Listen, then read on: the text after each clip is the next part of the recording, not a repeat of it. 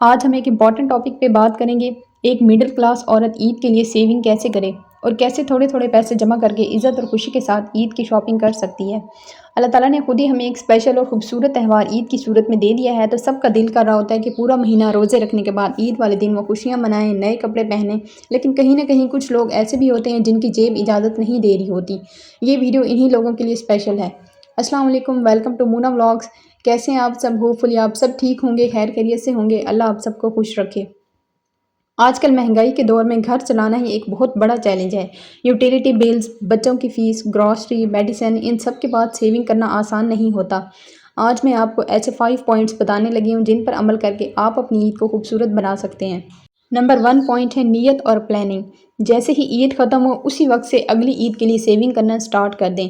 اگر آپ کے پاس 6 منتھ ہیں تو ہر مہینے تھوڑی سی رقم الگ رکھنا آسان ہو جاتا ہے۔ فار ایگزامپل، اگر آپ کو آئیڈیا ہے کہ عید پر 20K اسپینٹ ہو جائیں گے تو 6 منتھ میں سے ہر منتھ آپ 3 to 4,000 روپے سیو کر سکتی ہیں۔ بظاہر تو یہ رقم زیادہ لگتی ہے، لیکن اگر آپ اس کو مزید ویکس میں ڈیوائڈ کر لیں تو یہ اور زیادہ ایزی ہو جائے گی۔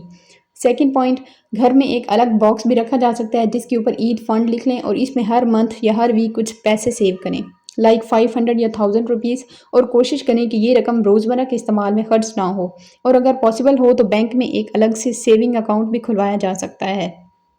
نمبر 3 پوائنٹ، ہم سب کی زندگی میں کچھ ایسے خرچے ہوتے ہیں جو ضروری نہیں ہوتے، لائک بار بار باہر سے کھانا منگوانا، غیر ضروری شاپنگ اور مہنگے برانڈز کی چیزیں خریدنا۔ ان سب خرچوں کو کم کر کے بھی عید کے لیے پیسے سیو کیے جا سکتے ہیں۔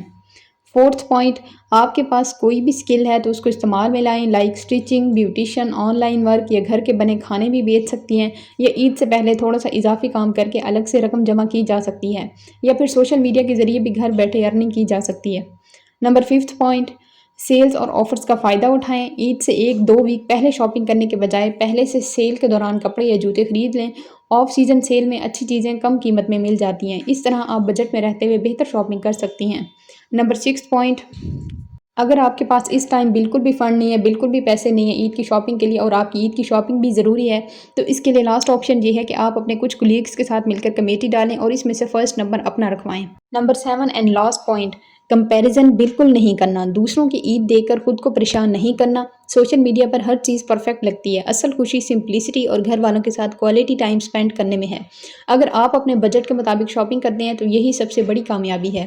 آخر میں یہی کہوں گی کہ ایک مڈل کلاس عورت ہی اپنے گھر کی اصل مینیجر ہوتی ہے۔